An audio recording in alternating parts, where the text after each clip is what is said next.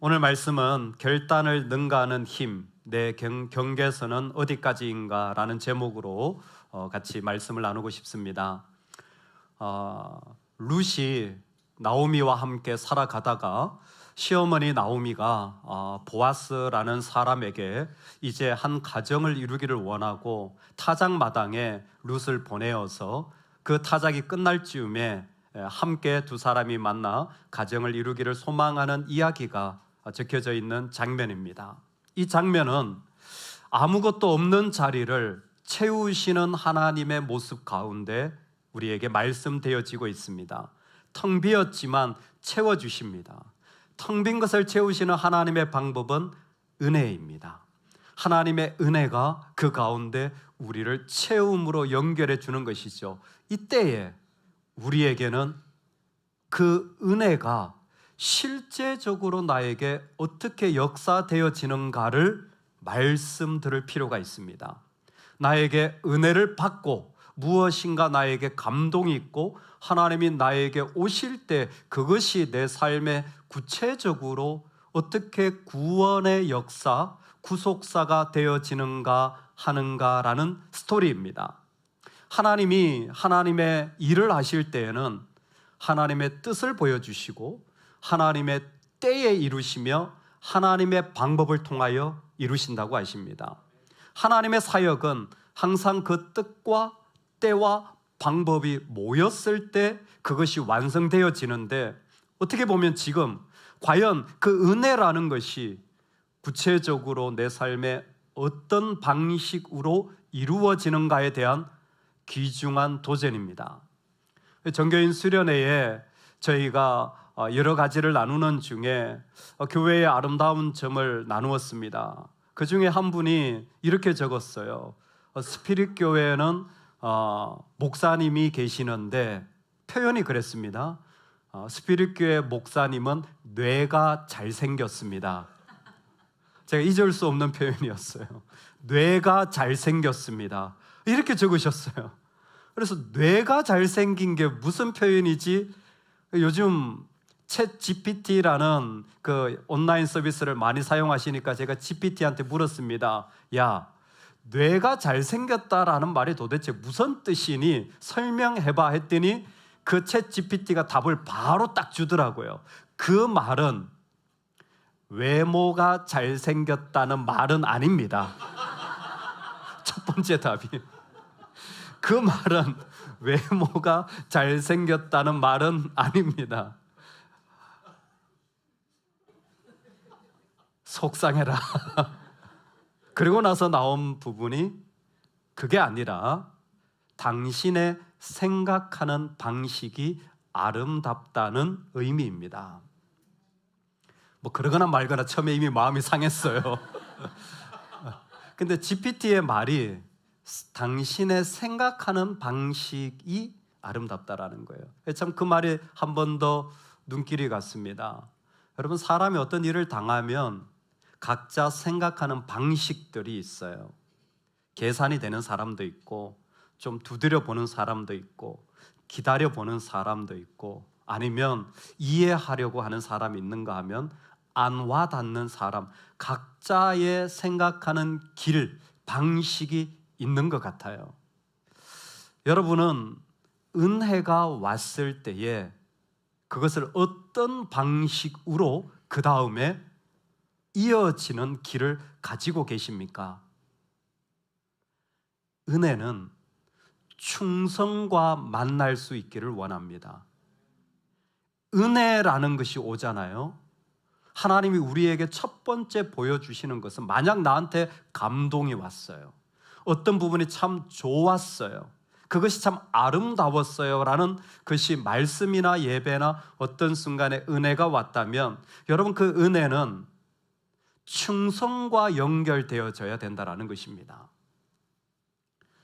나오미는 룻과 더불어 사실 은혜의 생활을 하고 있습니다. 그게 구체적으로는 이삭 줍기입니다.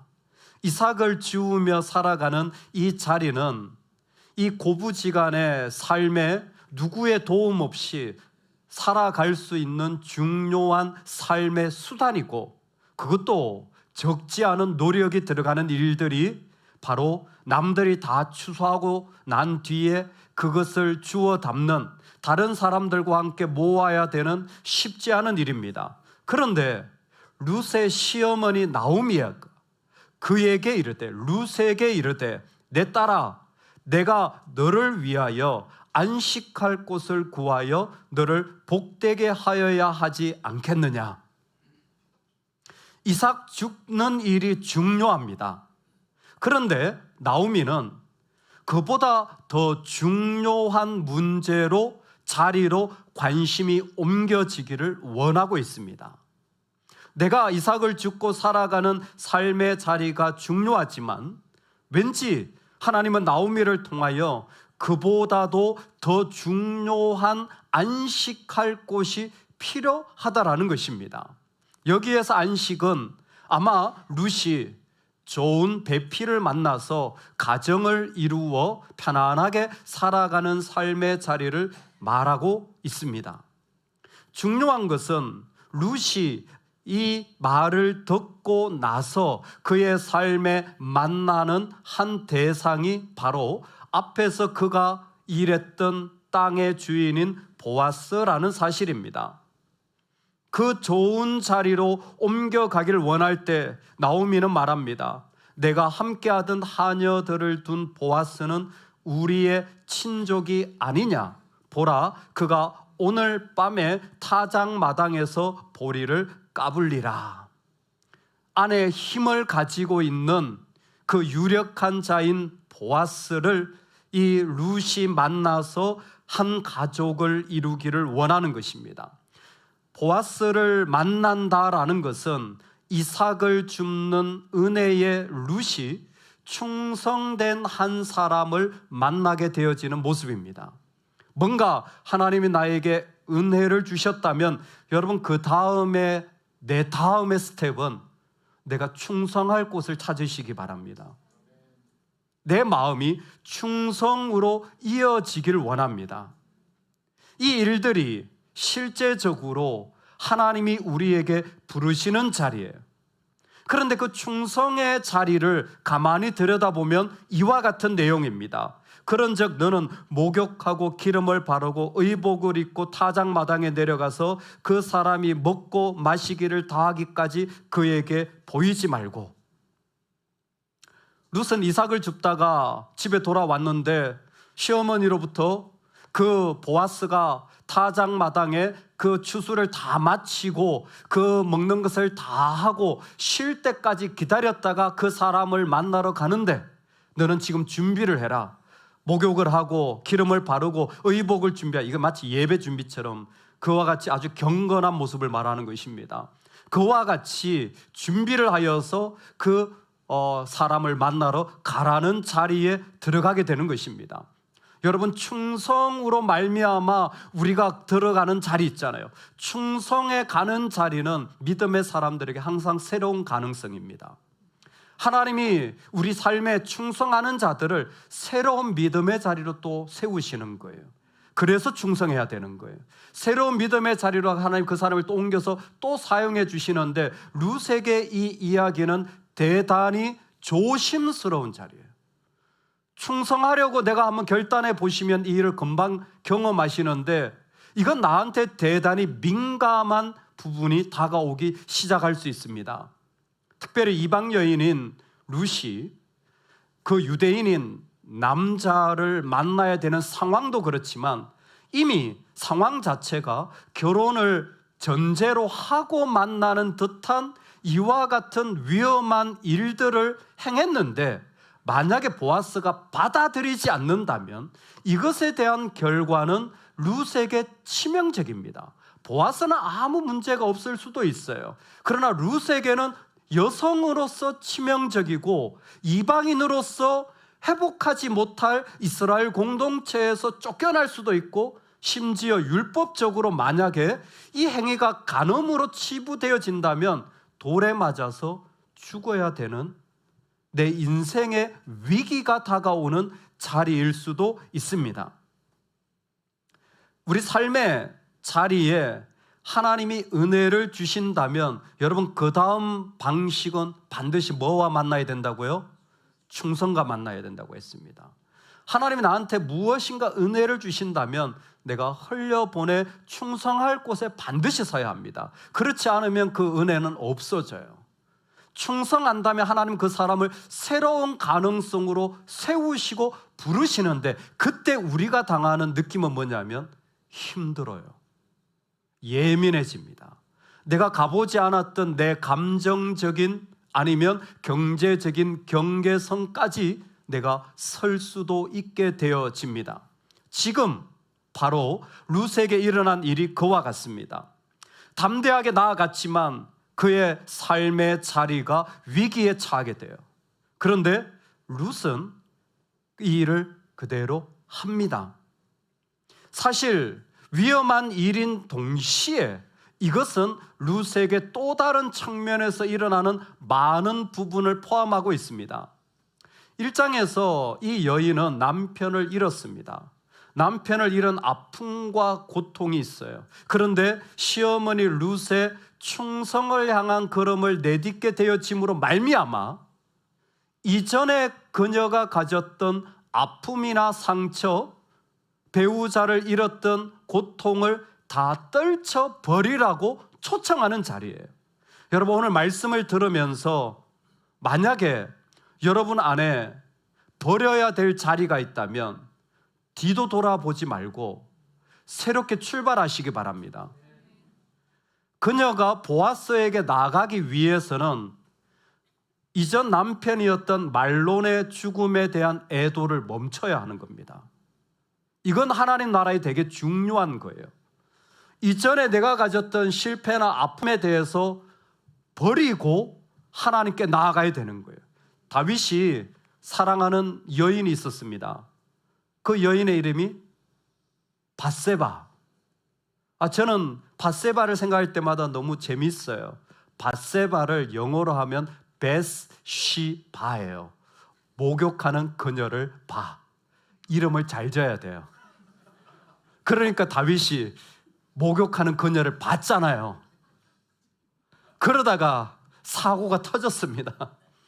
다윗이 보통 어려워진 게 아니에요.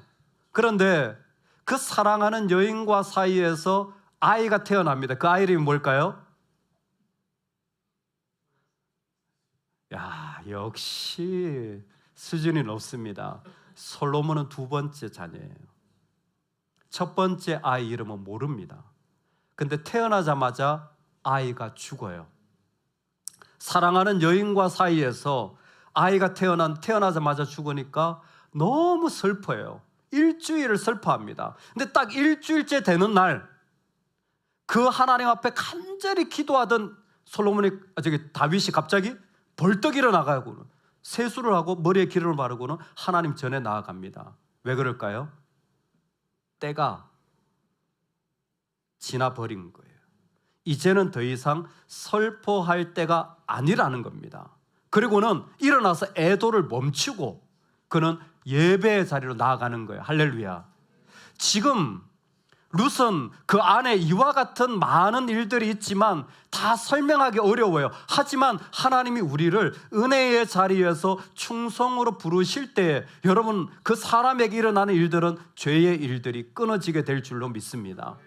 이전에 행했던 모습에 대하여 이제는 그곳에 눈길도 주지 마시기를 주의 이름으로 축원합니다. 하나님이 새로운 길로 나아가는 거예요. 나아가는 그 모습을 첫 번째 오늘 말씀의 핵심, 타작마당으로 내려가니라. 여러분, 이 모습을 꼭 기억하시기 바랍니다. 4절 말씀인데요, 그가 누울 때에는 네가 그 눕는 곳을 알았다가 들어가서 그의 발치 이불을 들고 거기 누우라. 그가 내가 내게 할 일을 다 행하리라. 이 말씀 바로 전에 우리 3절을 한 번만 같이 읽어보겠습니다. 3절입니다. 그런즉 너는 목욕하고 기름을 바르고 의복을 입고 타작마당에 내려가서 그 사람이 먹고 마시기를 다하기까지는 그에게 보이지 말고. 아멘. 여러분, 만약 볼펜이 있으시면 타작마당에 내려가서라는데 꼭 줄을 그어 놓으시면 좋겠습니다. 타작마당에 내려가서. 여러분, 이게 충성스러운 자들의 모습입니다. 타작마당에 내려가는 거예요. 내려간다라는 이 표현이 그냥 단순히 장소 이동적인 표현이 아닙니다. 아마 타작마당이 저 아래에 있고 룻이 저 위에 있어서이기도 하겠지만, 이 표현은 성경 전체에서 대단히 중요한 표현입니다. 하나님께서 역사하실 때 그 충성스러운 자들의 역사의 모습이 항상 내려가는 거예요. 여러분, 이게 기독교입니다. 여러분, 교회에 앉아 계시잖아요. 교회에 앉아 있는 분들은 반드시 이 방식을 배우고 알고 있는 사람들이에요. 뭐예요? 내려가는 사람들이에요. 왜냐하면 우리 주님이 하나님의 본체셨으나 그 모든 것을 버리시고 내려오셔서 종의 형체를 가지셨기 때문입니다. 그 모습은 똑같은 모습이셨지만 예수님은 내려오시는 것으로 이 땅의 구원의 역사를 이루신 것입니다. 이것은 신약뿐만이 아니라 구약에서도 하나님은 내려오시는 하나님이에요. 내려오실 때 하나님의 역사가 그 자리에 일어나요. 그래서 반드시 내려갑니다. 이게 히브리어를 헬라어로 바꿔도 역시 똑같이 아래로 내려가다는, 제가 좋아하는 헬라어인데 카타바이노라는 제가 참 좋아하는 단어예요. 곳곳에 이 단어가 성경 전체에 쓰여져 있어요. 하나님이 역사하실 때는 항상 내려가요. 이게 하나님의 방식이에요. 여러분, 우리에게 은혜가 임하고 충성하잖아요. 그 사람은 내려가는 사람이 되어지는 거예요.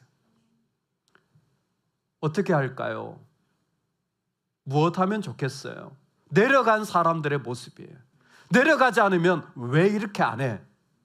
이거 위에 있는 사람들의 태도예요. 자녀를 향하여서 내려가지 않으면 부모님은 너 왜 이렇게 안 해? 라는 말을 하게 되고요. 내가 내려가면 뭐 해줄까? 라는 말이 나오게 되어져요. 부부간에도 똑같습니다. 내려가면요, 여보 뭐 도와줄 거 없어요? 라는 생각을 가지게 되고, 내려가지 않으면 당신은 왜 이런 것도 못해?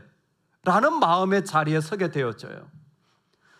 하나님은 심판하실 수 있는 분이시지만 내려오셔서 우리와 같이 되어지신 것입니다. 이 대표적인 모습이 삭개오라는 사람을 만났을 때예요. 예수님의 삭개오를 보자 첫 번째 한 말이 삭개오야 내려오라. 나무 위에 있었으니까 내려오는 게 맞겠죠. 그러나 이 단어는 장소적인 것만이 아니에요. 삭개오야, 너의 염려와 너의 권세와 네가 할 수 있는 말에서 내려와라. 내려와라. 그랬더니 삭개오가 어떻게 합니까?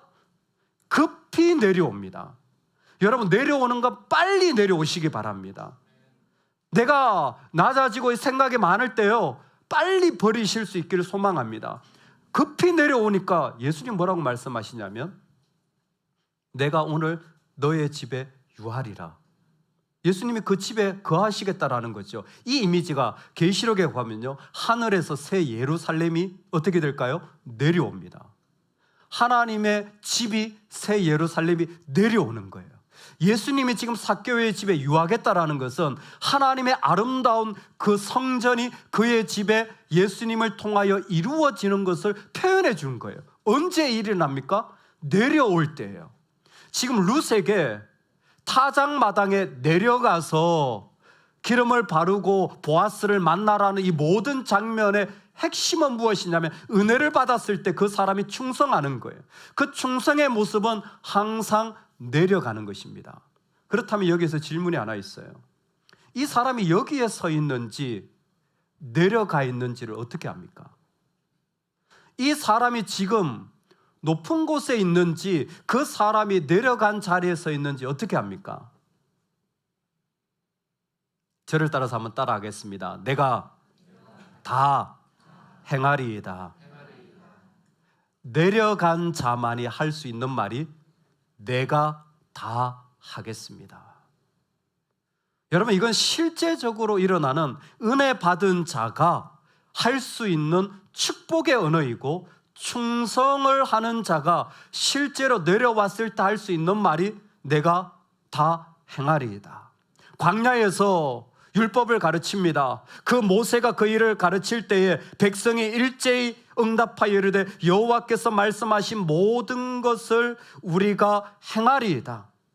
여호수아에게 백성이 말합니다. 백성이 여호수아에게 말하되 우리 하나님 여호와를 우리가 섬기고 그의 목소리를 우리가 순종하리이다. 심지어 예수 그리스도를 그 잉태 가운데서 섬기게 된 마리아가 이르되 주의 여종이오니 말씀대로 내게 이루어지리이다. 루시 시어머니에게 이르되 어머니의 말씀대로 내가 다 행하리이다. 충성하는 자는 그 입술에서 제가 다 하겠습니다. 왜 그렇게가 아니라 제가 다 하겠습니다. 제가 그 일을 다 감당하겠습니다. 이 고백이 그 가운데 있는 거예요. 그 안에 진짜 충성된 자는 그 마음에 내려왔기 때문에 하나의 말밖에 없어요. 내가 죽기까지 순종하겠습니다. 내가 다 행하리이다. 여러분, 오늘 이 일들이 우리에게 일어나길 소망합니다. 어떤 자리든지 기꺼이 내가 내려가서 그 타작마당에 내려간 룻의 모습처럼 하나님의 은혜가 우리를 내려가게 하여 내가 다 행하리이다 고백하는 그 마음, 그 모습을 우리 삶에 세울 수 있기를 소망합니다. 아멘. 그럴 때에 여러분, 우리가 정말 은혜가 구원으로 이어지는 것에 가장 중요한 키는 끝을 바라보는 것입니다. 은혜를 받았을 때에 그것이 내 삶에 이루어지는 자리까지 가고자 하는 마음이 있다면 반드시 그 끝을 바라보시기를 소망합니다. 과연 이 삶의 자리의 끝에 나는 어떤 모습으로 서기를 원하는가? 나는 어떤 자리에서 하나님 앞에 서기를 원하는가? 과연 나는 어떤 자리가 내 인생의 마지막이 되기를 원하는가? 이 일을 했을 때 이 일의 끝이 어떤 모습이 되기를 원하는가? 여러분, 그 모습을 분명하게 기억하고 품고 나아가시길 소망합니다. 타작마당으로 내려가라 라는 말씀과 더불어서 제일 중요한 말씀은 9절입니다. 한 번만 더 오늘 말씀을 읽고 나누겠습니다. 9절입니다. 이르되 내가 누구냐 하니 대답하되 나는 당신의 여종 루시오니 당신의 옷자락을 펴 당신의 여종을 덮으소서. 이는 당신이 기업 물을 자가 됨이니이다 하니. 아멘. 당신의 옷자락을 펴 당신의 여종을 덮으소서. 당신의 옷자락을 펴 당신의 여종을 덮으소서. 제가 한 번 더 보여드리며 질문하고 싶습니다. 당신의 옷자락을 펴 당신의 여종을 덮으소서. 여기에 당신의 옷자락은 뭘까요? 당신의 옷자락이라고 제가 표현하지 않고 옷자락이라고 표현했습니다. 당신의 옷자락을 펴 나를 덮으소서. 잘 모르시겠죠? 제가 보여드릴게요. 맞춰보세요. 옷자락이 뭔지. 당신의 옷자락을 펴 나를 덮으소서. 뭘까요? 날개를 펴서. 2장에서 룻이 이 땅에 예루살렘 땅에 온 것을 보고 보아스가 한 말이 이스라엘의 하나님 여호와께서 그 날개 아래에 온 내게 온전한 상 주시기를 원하노라. 하나님의 날개 아래에 온 너에게 하나님이 보호해주고 상 주시기를 원한다고 했어요. 똑같은 그 표현이 옷자락이라는 것으로 표현되어졌습니다. 즉 하나님의 보호와 날개 아래에 온 나를 덮어주세요. 지금 상황적으로는 룻이 보아스가 있는 자리에 밤에 타작이 다 끝나고 준비하여서 이제 그 가운데 가게 되어졌어요. 만약 보아스가 룻을 받아들여서 그 이불을 덮어준다면 룻을 받아들인다는 의미가 되어질 것입니다. 이때에 룻이 하는 말이 무엇이냐면 당신의 옷자락을 펴 당신의 여종을 덮어소서라는 말입니다. 당신 허락해 준다면 우리의 관계는 그 가운데 이루어질 것입니다. 해피엔딩인 거죠. 아마 룻도 좋은 사람을 만나서 좋은 가정을 꾸려나가는 그와 같은 이야기일 것입니다. 그런데요, 룻은 좋은 가정이 끝이 아닙니다. 룻은 좋은 사람 만나는 게 끝이 아니었어요. 만약 이게 끝이었다면 여기까지 오지도 못했을 거예요. 이 어려움과 위기 속에 있지도 못했을 거예요. 룻의 당신의 옷자락을 펴라는 표현은 그녀가 바라보는 끝이 있었습니다. 그 끝은 무엇이냐면 당신이 내게 남편이 아니라 기업 물을 자가 됨이니이다 라는 표현으로 연결되어져서 설명되어집니다. 내가 당신을 만나는 이유는 우리가 행복한 가정을 꾸리는 것을 넘어서서 하나님이 우리에게 주신 약속이 이루어지기를 원합니다. 그게 룻이 바라본 끝입니다. 기업 물은다라는 것은 어떤 한 사람이 경제적으로 어려워서 자기의 땅을 팔아버리게 되었을 때 다른 친척이 그 사람을 대신하여서 그 땅을 사서 그 사람에게 돌려주는 행위를 기업 물은다라고 표현합니다. 심지어 그 가정에 아들이 없어서 그 재산을 소유할 수 없으면 결혼까지 하여서 아들을 낳아 그 소유가 이어지도록 하는 고엘, 계대 결혼이라고 하는 제도가 기업 물으는 자의 모습이었습니다. 흥미로운 것은 여러분, 룻이 보아스를 향하여서 기업 물을 자라고 표현하는데 정작 우리가 앞에서 나오미가 야, 은혜를 받았으니까 너의 눈을 떠서 새로운 가능성으로 한번 가봐라, 충성의 이야기를 했잖아요. 그때에 보아스를 기업 물을 자라고 표현했을까요? 친족이라고 표현했을까요? 앞에서 나오미는 보아스를 친족이라고 소개했습니다. 우리의 친척 보아스가 있으니, 그러면 룻이 그 이야기를 듣고 여기 와서 보아스한테 말을 할 때 이 보아스에게 우리 어머니가 친척이 계셨는데 그게 당신입니다 라고 말하는 것이 맞겠지요. 그러면 훨씬 더 설득력이 있겠지요. 그런데 룻은 친척이라고 했습니까? 기업 물을 자라고 했습니까? 기업 물을 자라고 말한 거예요. 친척이라고 소개를 받았는데 룻은 기업 물을 자라고 말하는 거예요. 왜요?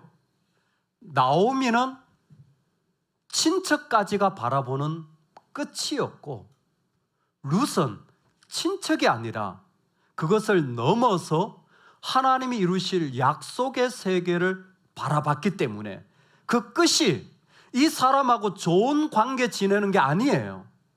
그것을 넘어서서 하나님의 것들이 이루어지는, 약속이 이루어지는 자리까지를 룻은 바라본 거예요. 놀랍죠? 믿음의 사람들, 그들은 어떤 사람이냐면 좋은 것을 이루고 좋은 관계를 이루는 것도 중요하지만 더 중요한 그 다음이 있습니다. 하나님의 뜻이 이루어지는 거예요. 하나님의 뜻이 이루어지는 거예요.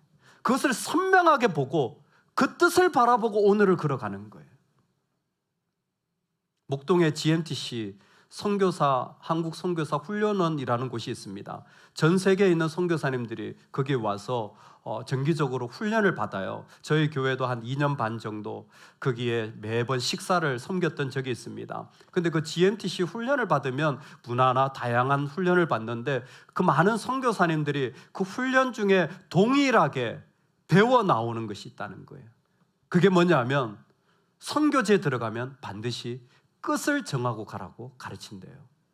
선교지 들어갈 때 어떤 분은 교회 개척 사역도 하고, 어떤 분은 교육 사역도 하고, 어떤 분은 NGO 사역도 하고, 어떤 분은 또 아이들 위한 사역 등등에 관련 끝을 정하고, 그러면 어떤 어려움이 있더라도 그 끝에 도달하게 되어진다라는 거예요.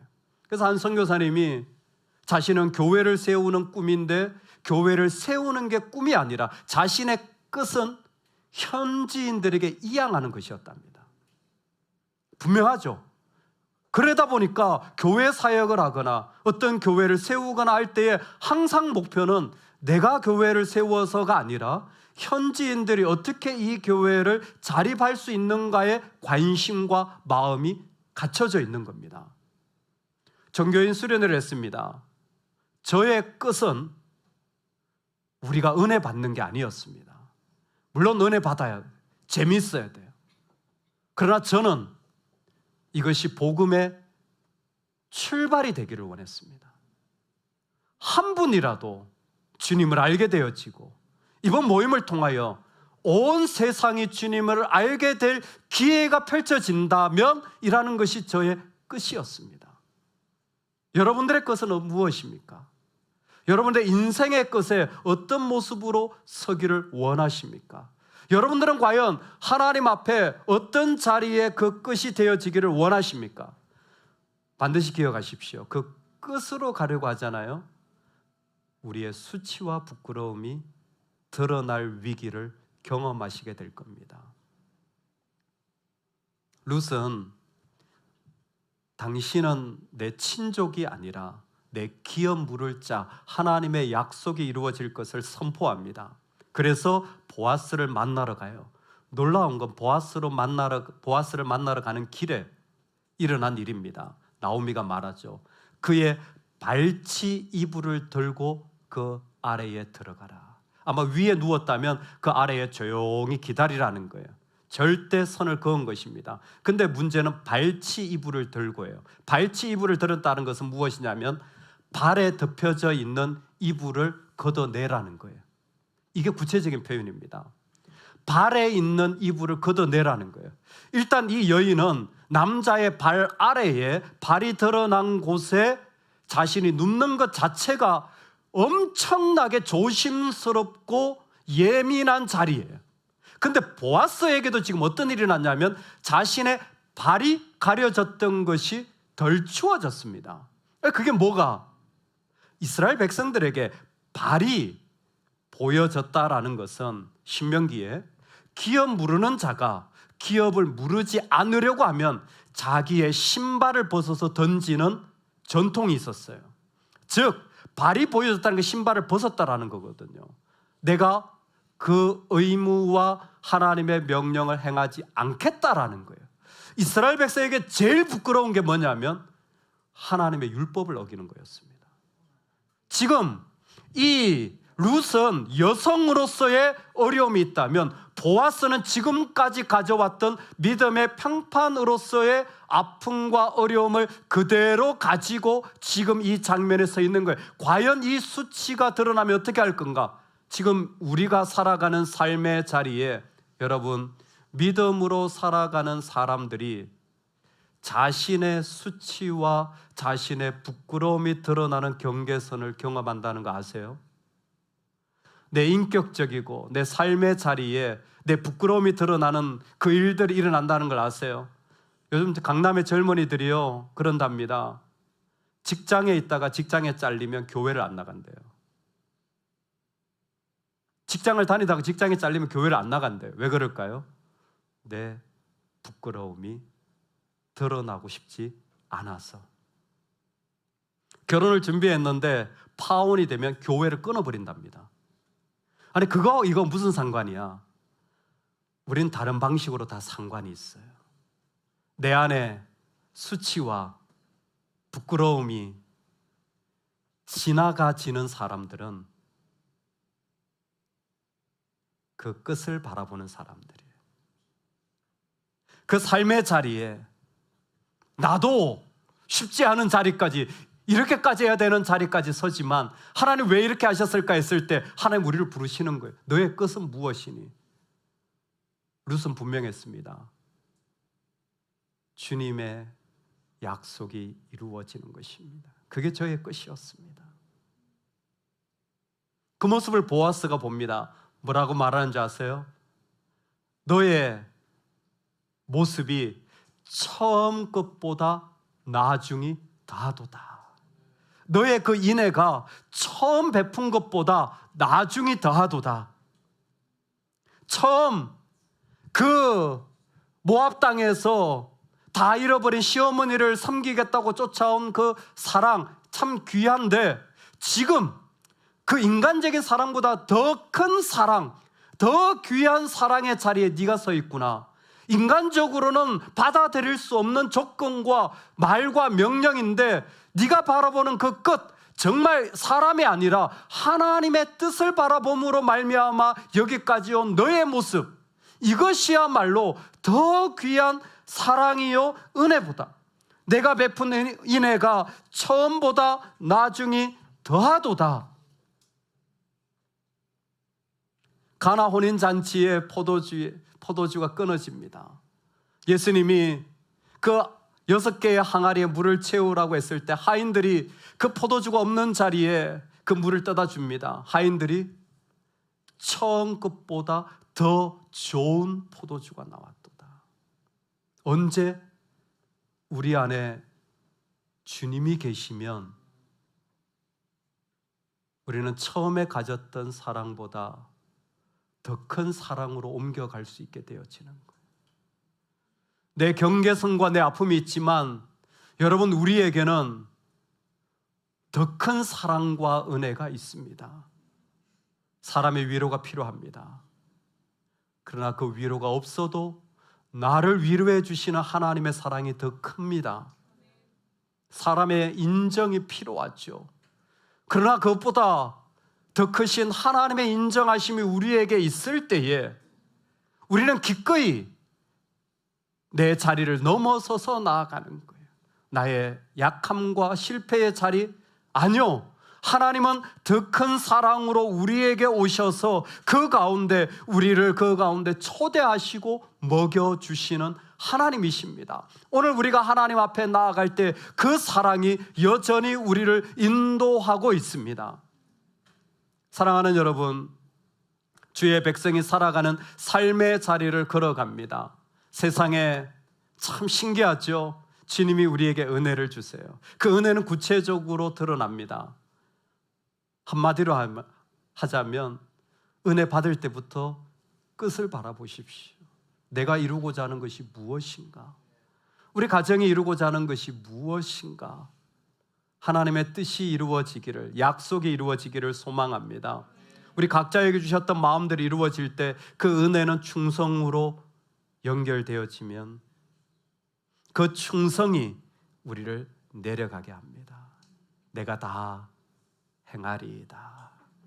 그랬던 그 여녀에게 하나님은 어느덧 놀라운 믿음의 자리를 허락하여 주셔서 아무것도 아닌 여인인 것처럼 보였지만 친족이 아니라 귀한 물을 자로 보게 하셔서 그 안에 내 끝은 하나님께서 이루시는 바로 이 자리입니다.